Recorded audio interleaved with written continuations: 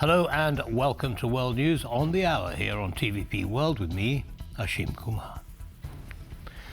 The European Commission says it welcomes new efforts by Ukrainian President Volodymyr Zelenskyy to restore the independence of key anti-corruption bodies.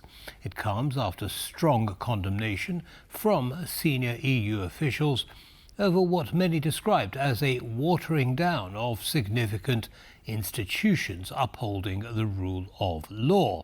More from our EU correspondent, Angela Skujins in Brussels.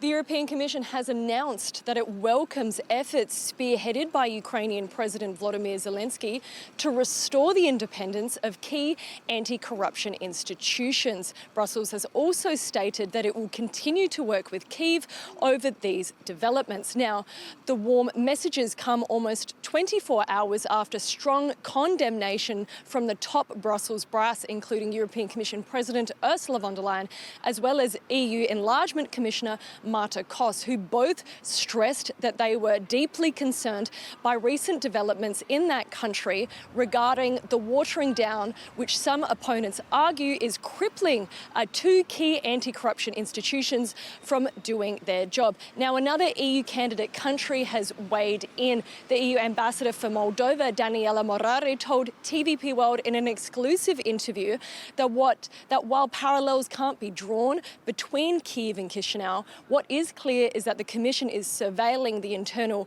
politics of an EU candidate country, and that reforms, particularly around anti-corruption and ensuring that these institutions can do their job, is key for an EU accession path. We have this awareness and understanding how important these reforms are for us as a country, because we know without not advancing on that, it's very difficult to advance in any other sector, being trade, economy, or any other, and attracting investors.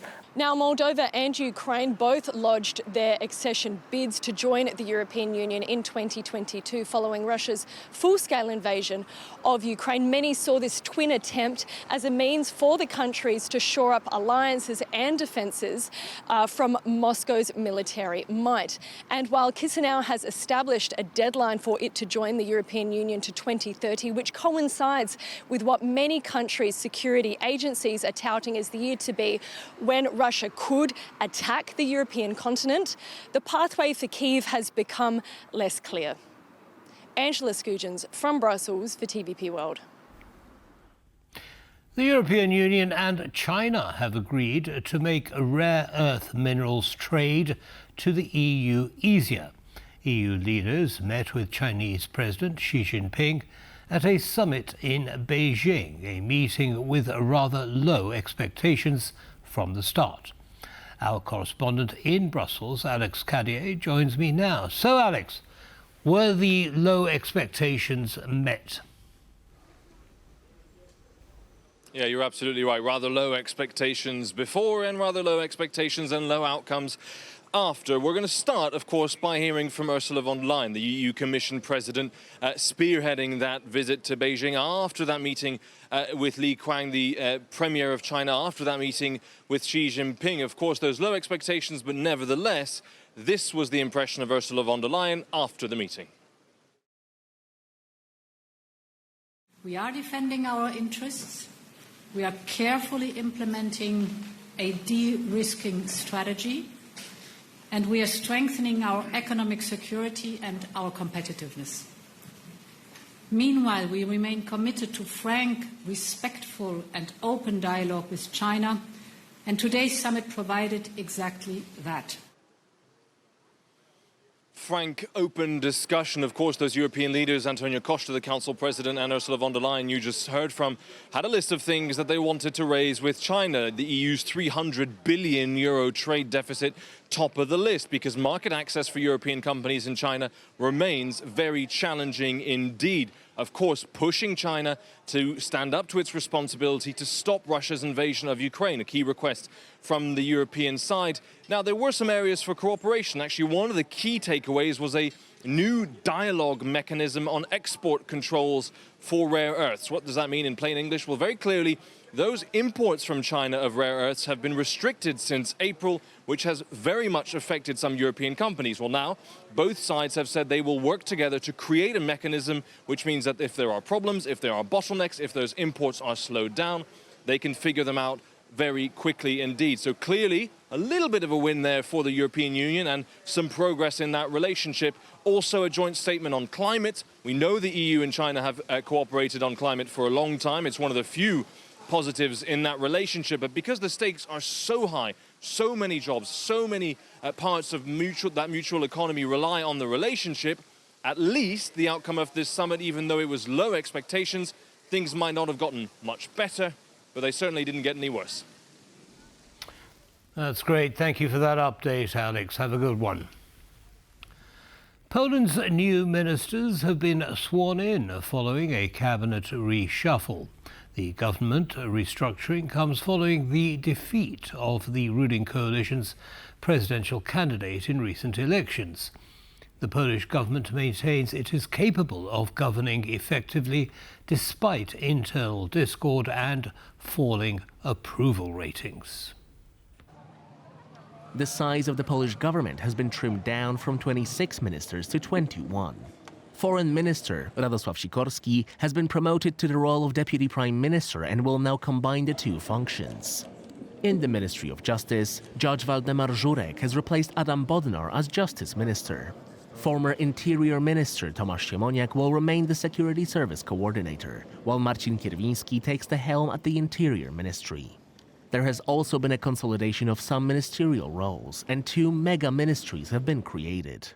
The new Ministry of Finance and Economy consolidates responsibilities previously spread across the Finance, Development and Technology ministries and will be led by the Minister of Finance and Economy, Andrzej Domański. The new Ministry of Energy merges elements of the Environment, Industry and Climate ministries and will be headed by former Deputy Environment Minister Miłosz Motyka. As they were sworn in, Polish President Andrzej Duda advised the new ministers of the government to concentrate on improving the material situation of people in Poland and the standard of living in the country. The government's most important task, according to the president, is to provide security for Poles. Today, the most fundamental issue for our compatriots is security. And I mean security in the strictest sense of this word, physical security. It means that Poland is stable, that Poland is governed, and that there is order in Poland. I have no doubt that the Prime Minister is well aware of this. I can assure you that I also know and understand this, which is why literally within 3 days, once the Prime Minister had made his decisions regarding the individual government positions, this ceremony is taking place.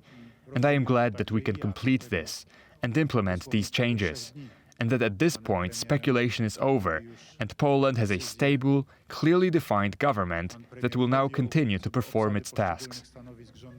I think that this is a fundamental task today in the understanding of all Poles, so that it is clear who is in charge of the government, who is responsible, and who holds state affairs in their hands. Polish Prime Minister Donald Tusk said Warsaw is working towards convincing the European Space Agency to build a centre in Poland.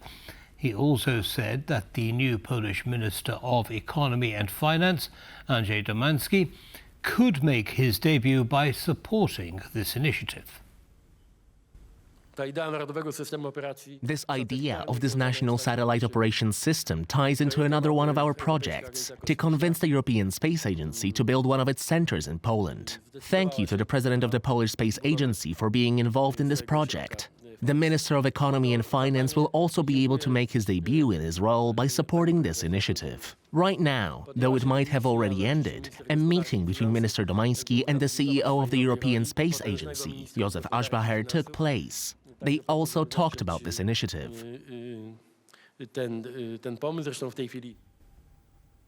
And that's all for this bulletin, but stay tuned for Marie Cato and The Bottom Line.